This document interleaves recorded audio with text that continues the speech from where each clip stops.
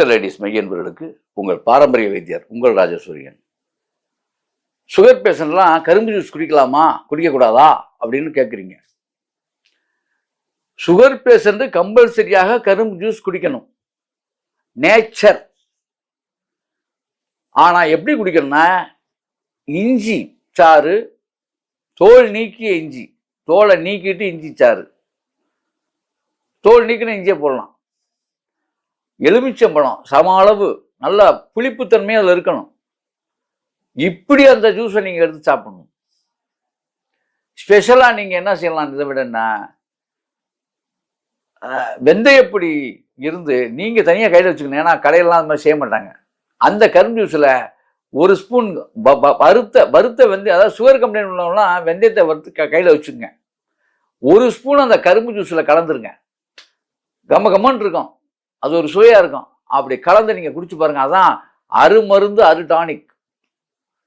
தொடர்ந்து எடுத்து பாருங்க. அப்புறம் நீங்கள் சொல்லுங்க, நான் சொல்லணும்னு அவசியமே கிடையாது. கரும்பு ஜூஸை சுகர் கம்ப்ளைண்ட்காரன் இது மாதிரி குடிச்சா பிரச்சனை இல்லை, அதுவே மருந்தாக மாறிவிடும். இதுதான் விருந்து உங்களுக்கு. அப்புறம் இன்னும் வேற என்ன செய்யும் அப்படின்னா, லங்ஸுக்கு ரொம்ப நல்லது. எது? எலுமிச்சம்பழமும் இஞ்சியும் கலந்த கரும்புச்சாறு உங்க லங்ஸுக்கு அவ்வளவு நல்லது. சளி தொல்லையை குறைச்சிடும். இதயத்துக்கு அவ்வளவு அற்புதமானது. இந்த கரும்பு சாத்துல இந்த கரும்பு ஜூஸ்ல மதியம் 12 மணிக்கு கரும்பு ஜூஸ்ல சுக்குத்தூளும்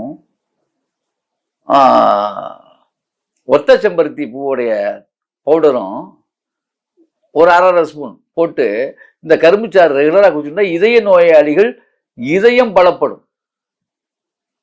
இந்த கரும்புச்சாறை இரவுல கரும்புச்சாறை வெந்தயம் கலந்து, வாத நோய் உள்ளவர்கள், அதாவது முழங்கால் முட்டிக்கால் வலி, அந்த வலி இந்த வலி இருக்கவங்கள மட்டும் இவங்க செய்யக்கூடாது அதை.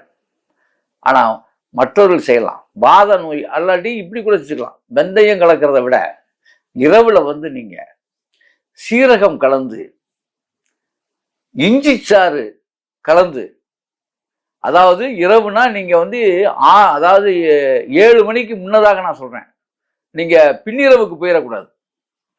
அந்த 7 மணிக்கு முன்னதாக 6 மணிக்கு உள்ளே நீங்க அதை குடிச்சிடணும். ஏன்னா இஞ்சி இரவில் கூடாது. ஆனால் அதே நேரத்தில் மருந்தோட கலந்து நீங்க சாப்பிடலாம், தப்பு இல்லை. இப்படி கலந்து குடிச்சிங்கன்னா உங்களுக்கு கண்டிப்பாக குடல்ல இருக்கக்கூடிய புழுக்கள்லாம் அத்து வெளியே வரும். அது மட்டும் இல்லை, பூண்டும் அதில் கலந்துக்கிட்டீங்கன்னா அது ஒன்று போதும். பூண்டு மட்டும் அதோட கலந்து அடிச்சிங்கன்னா குடல் மிக சுத்தமாக மாறிவிடும், அசுத்தங்களே இருக்காது. ஆகவே என்பர்களே, இந்த கரும்புச்சாறு உங்களுக்கு மிக பெரும் பயனை கொடுக்குது. அது மட்டும் இல்லை, கண்ணொளிக்கு ரொம்ப நல்லது. இதுல ஒரு நல்ல விஷயம் என்னன்னா, இந்த கரும்புச்சாறு இருக்குல்ல, இந்த கரும்புச்சாறை எப்போதுமே சாப்பாட்டுக்கு முன்னதா 3 வேளையுமே சாப்பாட்டுக்கு முன்னதா குடிக்கணும். சாப்பாட்டுக்கு அப்புறம் அதை குடிக்கக்கூடாது. சாப்பிடுவதற்கு முன்பாக இதை குடிச்சிடணும். அதுக்கப்புறம் 1/2 hour 1 hour கழிச்சு தான் சாப்பிடணும். இல்லை சாப்பிட்டு ஒரு 3 மணி நேரத்துக்கு அப்புறமாவது இதை குடிக்கணும். சாப்பிட்டோன்னே கரும்புச்சாறு குடிப்பது என்பது சிலாக்கியமானது அல்ல. ஆகவே என்பர்களே, இப்படி செய்து அப்படி வாழுங்கள். அற்புதம், ஆனந்தம்.